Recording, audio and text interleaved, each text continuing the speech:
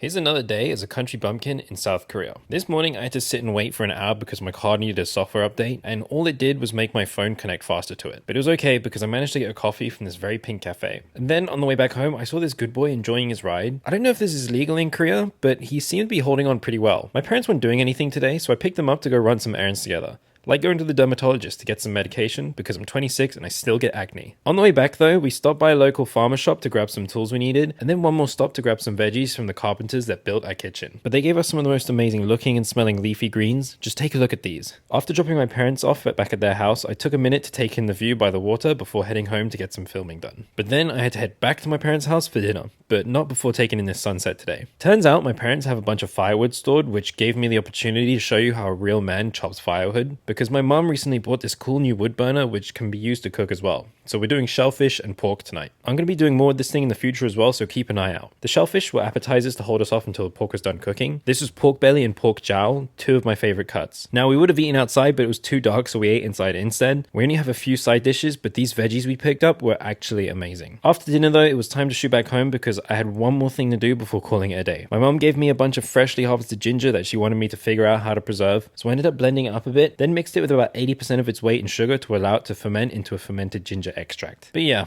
that was my day today. How was yours?